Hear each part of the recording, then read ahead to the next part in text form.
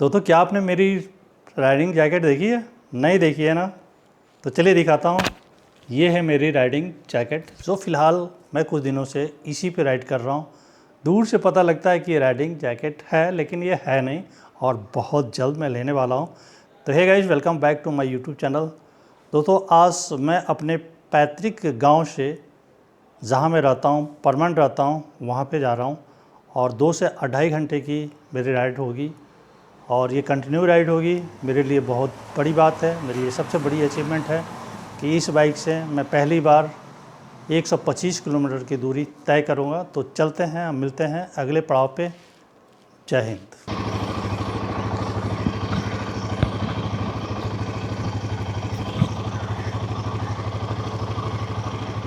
तो अभी बजे हैं सवेरे के 5:11 27 और मेरी गाड़ी चल चुकी है 2853, यानी 2853 किलोमीटर। तो हम चलते हैं, तो लेट्स गो।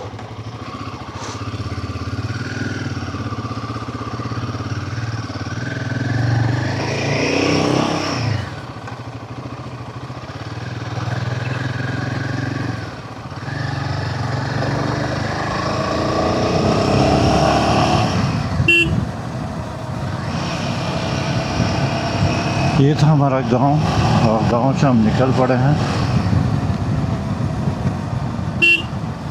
और यहाँ पे हम आए थे धान लगाने, लेकिन धान तो कुछ लग गया है, लेकिन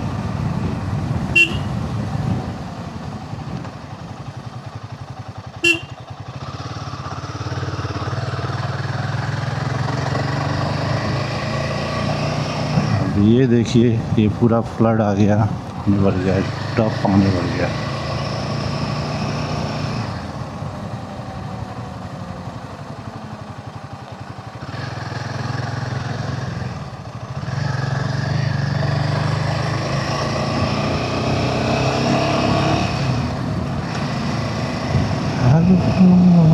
मुझे तेरी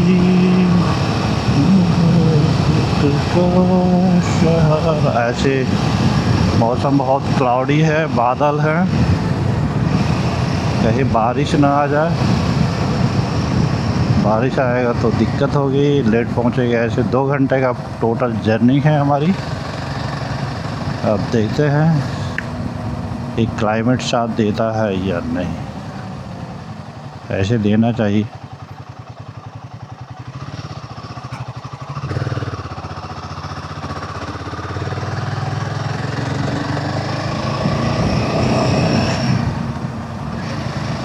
क्लाइमेट साथ देता है कि नहीं, ये देखना।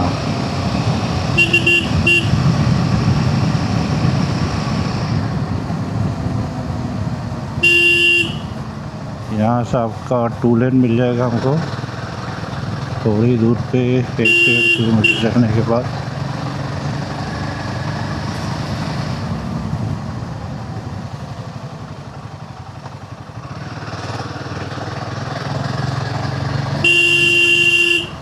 ये हमारे गांव के बगल वाला ही गांव है। जय श्री कृष्णा, राधे राधे। तो हमारी जर्नी हो गई है स्टार्ट, और टोटल 2 से 2.5 घंटे की जर्नी है। बहुत टाइम आते हैं।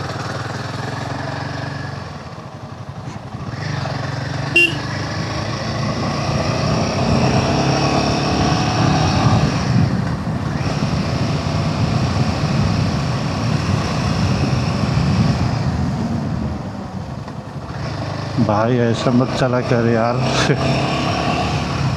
तो तोड़वा देगी लग रहा है। जो निकली है ये।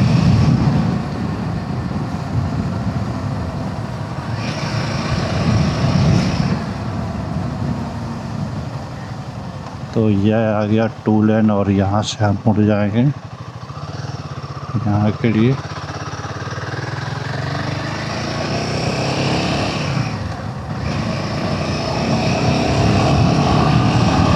ये है इंग्लिश, इस गांव का नाम इंग्लिश है। वैसे यहाँ इंग्लैंड वाले लोग नहीं रहते, लेकिन नाम इसका इंग्लिश है। क्या है भाई, पढ़ेगा क्या?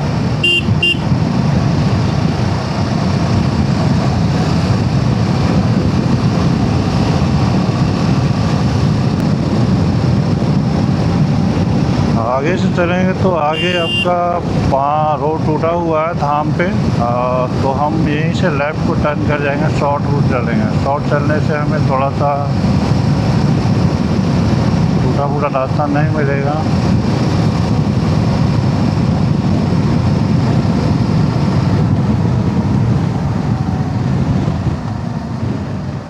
यार रोड से ही चलते, टोटल ही चलते हैं यार, छोड़ यार क्या चलते हैं इधर, मेन से चलते।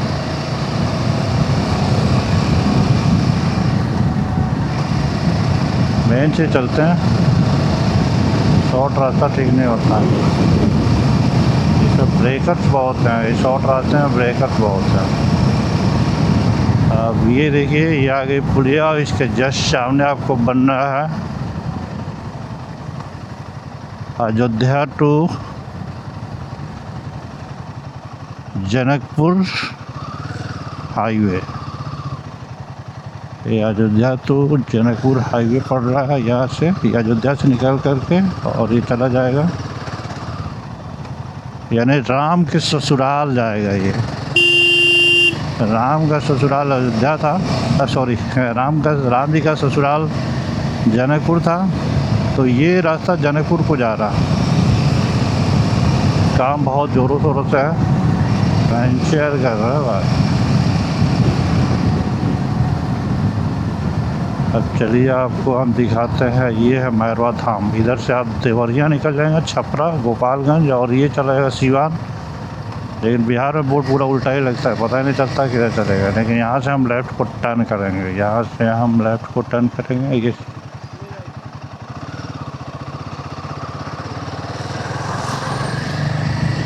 सूखा है भाई, यहाँ की रोड की हालत बहुत ख़राब है। बिहार में कुछ जगह तो अच्छे हैं, तो कुछ जगह ये वाला एरिया जो आपको मिलता है ना, ये हमेशा ख़राब ही रहता है।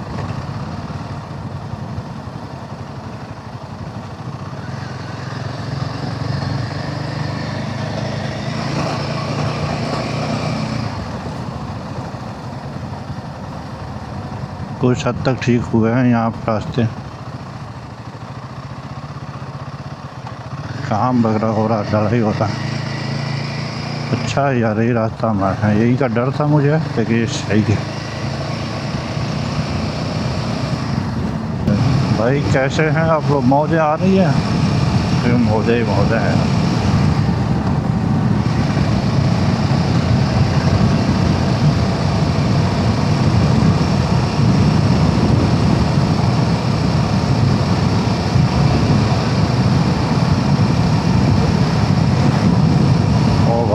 इंडिकेटर चल ही रहा है, देख लिया करो।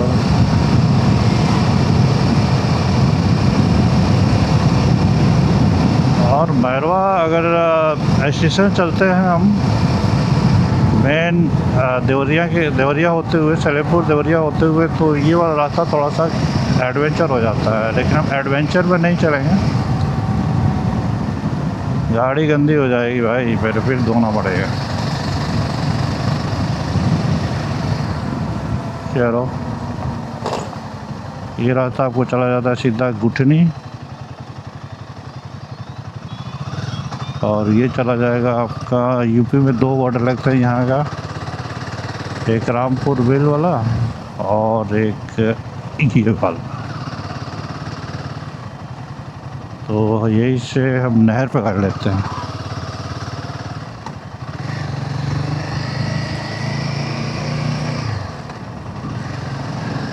आगे सामने पुलिया है, पुलिया से लेफ्ट को टर्न कर नहर पकड़ लेते हैं। नहर पकड़ेंगे तो रास्ता अच्छा मिलता है। ये मैरवा है, और यहीं से हम लेफ़्ट को करेंगे। आगे जा कर के 500 मीटर पे फिर लेफ़्ट को टर्न करते हैं तो एडवेंचर मिलेगा। लेकिन यहाँ से रास्ते आपको कुछ सही मिल जाते हैं।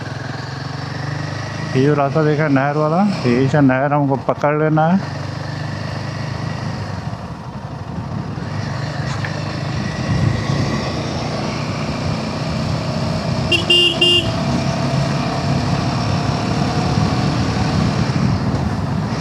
तो ये वाला रास्ता थोड़ा सा साफ़ सुथरा है और बढ़िया है, इसमें आपका एडवेंचर नहीं मिलेगा। ओ देखिए भाई, कोई नहीं गिरा कि नहीं। अब यही सब को लेफ़्ट को टर्न करना है। यहाँ से हम लेफ्ट को टर्न करेंगे।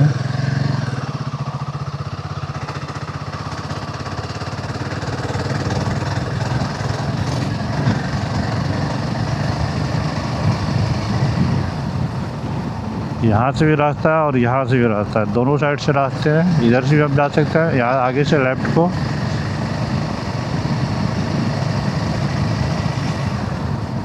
लेकिन हम यहीं से लेफ़्ट को न चल कर यार इधर से चलते हैं। आपको बिहार बॉर्डर दिखाता हूँ मैं।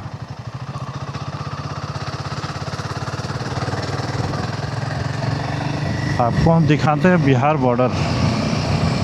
उधर थोड़ा शॉर्ट था, लेकिन यहाँ से थोड़ा सा लंबा तो पड़ेगा, लेकिन आप बिहार बॉर्डर देख रहे हैं। और जो रास्ता मैं कट गया था, जो रास्ता नहीं आया, जिसे मैं एडवेंचर कह रहा था, उस रास्ते से भी थोड़ा सा मैं आपको रूबरू करा देता हूँ।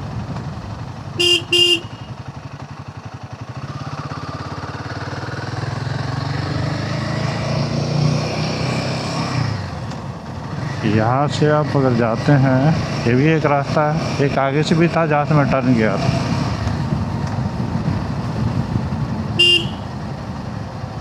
तो उस रास्ते से अगर आते हैं तो आपको बिहार बॉर्डर यानी चेक पोस्ट नहीं मिलेगा, और इधर से जाएंगे तो आपको चेक पोस्ट मिल जाएगा। ये रास्ता थोड़ा घुमावदार है, लेकिन कुल मिलाकर सही है। और यहाँ से हो जाएगा आपका एडवेंचर शुरू। आप ये देखिए, ये बिल्कुल एडवेंचर शुरू है। यहाँ से आप जो देख रहे हैं, ये बिल्कुल एडवेंचर है। यहाँ से ये रास्ता, ये बिहार का कंडीशन है। अभी हम बिहार में चल रहे हैं और यहाँ थोड़ी देर में हम चलेंगे उत्तर प्रदेश में। बहुत ज़्यादा दूरी नहीं है उत्तर प्रदेश की, बहुत कम दूरी पे ही हम उत्तर प्रदेश में पहुँच जाएंगे। और अभी आप बिहार और यूपी की व्यवस्था दोनों देख पाएंगे, इसीलिए मैं इस रास्ते से आया था। ऐसे ये रोड अभी बन रहा है, लेकिन रोडों के मामले में यूपी सबसे आगे है, उत्तर प्रदेश आगे है। खैर, मैं किसी सरकार की बुराई नहीं कर रहा हूँ, जो सामने हकीकत है। ऐसे बिहार में भी काफ़ी रोड अच्छे हैं अगर अंदर आप जाएंगे, लेकिन यहाँ पे बैरवा और आगे रामपुर बुजुर्ग है, इसके बीच में अगर आप आते हैं तो एडवेंचर आपको मिल सकता है। रोड की जो रोड देख रहे हैं, ये अंडर कंस्ट्रक्शन है। और ये है बिहार की सीमा। आप जो ये देख रहे हो पाना, ये है बिहार की सीमा। यहाँ से बिहार हमारा अब खत्म होता है।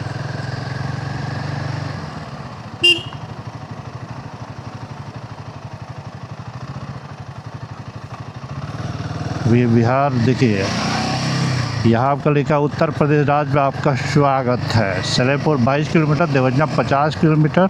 तो ये वाला रास्ता आप देख रहे हैं, यहाँ से शुरू हो गया उत्तर प्रदेश,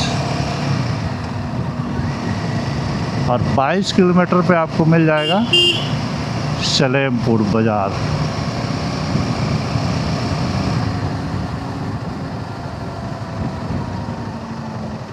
इधर से भी एक रास्ता आ सकते थे हम, ये वाला, लेकिन आपका एडवेंचर और बिहार का कंडीशन, जो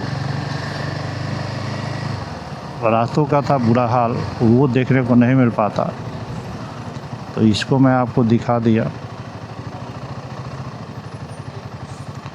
और यहाँ होता है उत्तर प्रदेश यातायात देवरिया पुलिस। यहाँ से प्रारंभ होता है उत्तर प्रदेश की सेवा। ये इसका उत्तर प्रदेश बॉर्डर था। अब हम उत्तर प्रदेश पे इन हो चुके हैं, यानी अंदर आ चुके हैं।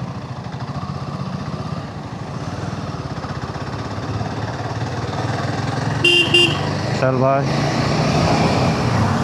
क्या भाई गजब। अब हमें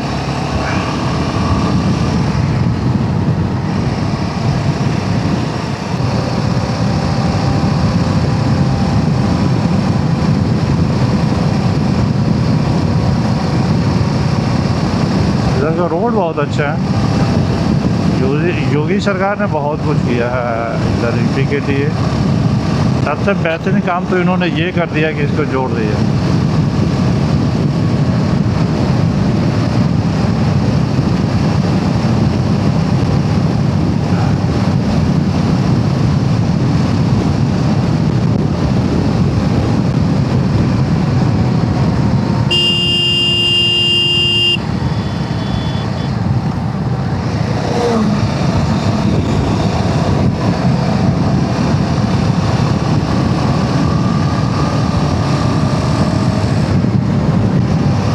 भाई साहब, इस गाड़ी को जितना दबा लीजिए ना मज़ा आता है।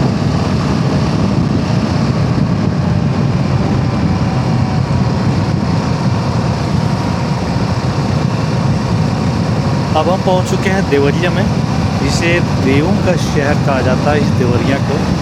अब ये मैं पूर्ण रूप से नहीं जानता हूँ कि देवों का शहर इस देवरिया को क्यों कहा जाता है। अगर आप इस जगह देवरिया में 10 बजे के बाद आते हैं तो बहुत भीड़ भाड़ इलाका रहता है, लेकिन सुबह थोड़ा सा खाली है। और मेरे पीछे जो छूटा है ये था देवरिया का बस स्टैंड। यहाँ से हर जगह की बसें आपको मिल जाती है। तो आगे थोड़ी ही दूर पे चलने के बाद राइट हैंड में आपको मिल जाता है रेलवे स्टेशन, जहाँ से आप गोरखपुर जा सकते हैं, आप बिहार की तरफ जा सकते हैं, बनारस वगैरह जा सकते हैं, और जिसके फ्लाई ओवर अभी हम करेंगे। और तो ये था कुछ देवरिया का नज़ारा। और देवरिया बिल्कुल शांत है क्योंकि सुबह का समय है, ट्रैफिक नहीं है, तब हम इतने जल्दी से निकल गए। अदरवाइज़ बहुत काफ़ी भीड़ यहाँ पे होती है, और आप चाहें कि बहुत जल्द यहाँ से निकल जाएं, पॉसिबल ही नहीं है। क्योंकि ये मेन रोड देख रहे हैं, ये 4 लेन है जो देवरिया शहर से ही होकर जाता है।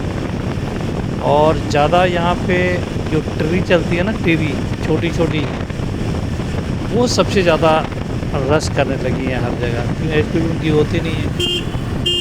और देखिए आ रही है, इसी को बोलते हैं टीवी। अब आप चढ़ने वाले हैं आपके फ्लाई ओवर पे। नीचे रेलवे लाइन है जो गोरखपुर राइट हैंड में चली जाएगी बिहार बनारस की तरफ, और लेफ्ट हैंड में जो देख रहे हैं यहाँ चली जाती है ट्रेन आपका गोरखपुर होते हुए। तो ऐसा कुछ सफ़र था यहाँ का, और काफ़ी इस गाड़ी से मुझे अनुभव हुआ। लेकिन ये मेरी पहला ब्लॉग है, इस गाड़ी से इतने लंबी राइड मैं पहली बार कर रहा हूँ, तो कैमरा का एडजस्टमेंट मेरा सही नहीं हो पाया होगा। तो मैं कोशिश करूँगा, क्योंकि मैं देख तो नहीं पा रहा हूँ कि एडजस्टमेंट सही है या नहीं है, मैं ट्रायल भी नहीं किया था। तो अगले ब्लॉग में शायद इससे प्रोग्रेस हो, और कोशिश करूँगा इससे ज़्यादा प्रोग्रेस बनाने की। मैं आप सबों से यही कहूँगा कि आप भी एंजॉय लेना चाहते हैं तो ज़रूर आप एंजॉय लीजिए, बाइक से कुछ ना कुछ करिए, करना चाहिए। और कहते हैं ना, चलने का नाम है ज़िंदगी। चलती है तो गाड़ी, या नहीं तो आप खुद समझिए क्या कहते हैं। ज़िंदगी अगर रुक गई तो सफ़र बहुत कष्टदायक होता है, और सफ़र अगर शुरू हो गया तो फिर रुकने का नाम ही नहीं लेता है। तो मैं अब देवरिया को क्रॉस कर चुका हूँ, और थोड़ी ही दूर में मैं आ चुका हूँ कुसमी जंगल के पहले, यानी कुसमी मार्केट से होते हुए एयरपोर्ट वाले रोड की तरफ से निकलूँगा। और अभी यहाँ से शुरू होने वाला है कुसमी जंगल।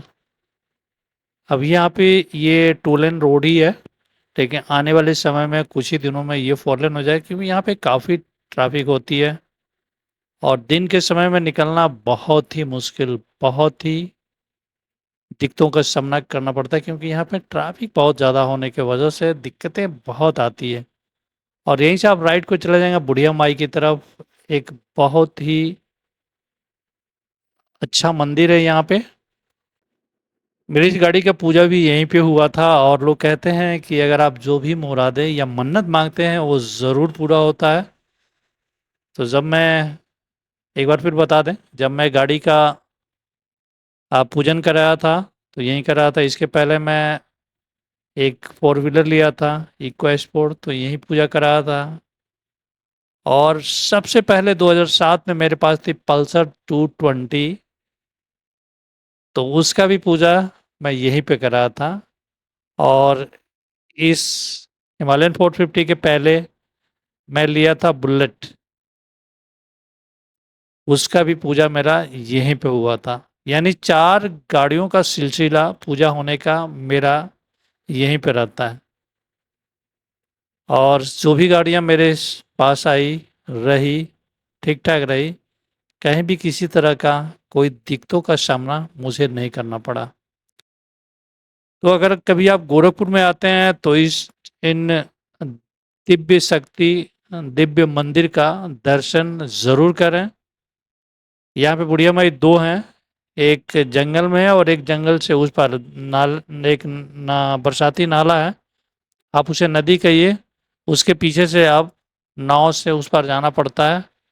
तो पुराना स्थान उनका वहीं पे है।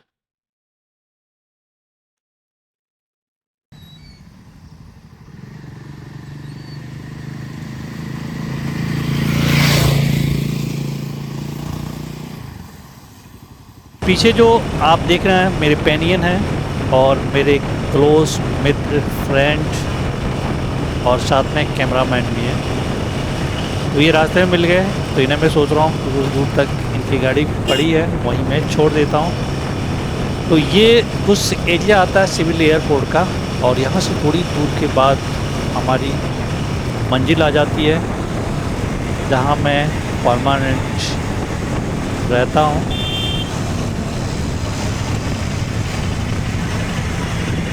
आज एक चीज़ की कमी मुझे बहुत ही ज़्यादा महसूस हुई, वो है राइडिंग जैकेट। अगर आपके पास राइडिंग जैकेट नहीं है तो इस गाड़ी पे ड्राइव करना बहुत ही मुश्किल, बहुत ही दिक्कतों का सामना करना पड़ सकता है। ड्यू टू जैसे आप 60 से 70 के स्पीड में चलते हैं, आपका शर्ट का आवाज़ अलग ही ढंग का आने लगता है, फट फट फट फट करने का। तो आप जब भी इस गाड़ी से आप राइड करें तो ज़रूर फुल राइडिंग गियर पहन कर करें। और मैं अभी राइडिंग गियर लिया नहीं हूँ, लेकिन बहुत जल्द ये सारे सजो सामान ले लूँगा, क्योंकि इसके बाद मुझे निकलनी है नेपाल राइड पे, और वहाँ जाने के लिए आपके पास राइडिंग हर चीज़ होना चाहिए, अनिवार्य है, क्योंकि शर्ट पे बहुत ही दिक्कत होती है। एक इस शर्ट का, इन कपड़ों का, ढीले ढाले कपड़ों का एक अलग साउंड, अलग आवाज़ आपको डिस्टर्ब करता है, और बार बार शर्ट के बटन खुल जाते हैं। अगर आपके जेब में कोई सामान पड़ा हो, कोई पेपर पड़ा हो, तो मुझे नहीं लगता कि वो ठीक ठाक चला पाएगा, उड़ जाता है। दोस्तों, इस गाड़ी को राइड करना बहुत ही कंफर्टेबल है, बहुत ही अच्छा है और लाजवाब बेहतरीन गाड़ी है। इसमें एक डिमेरिट है, ये गाड़ी राइट हैंड में लीन करती है, बाकी हर ढंग से ठीक है। अगर इसमें ट्यूबलेस टायर होता तो और ही बेटर था। तो अब हम आ चुके हैं अपने घर के पास। तो फाइनली मैं पहुंच चुका हूं अपने शहर, अपने घर, और ये मेरी पहली राइड थी। तो बहुत ही मज़ा आया, किसी तरह का कोई दिक्कत नहीं था। तो फिर मिलते हैं अगले ब्लॉग में, बाय।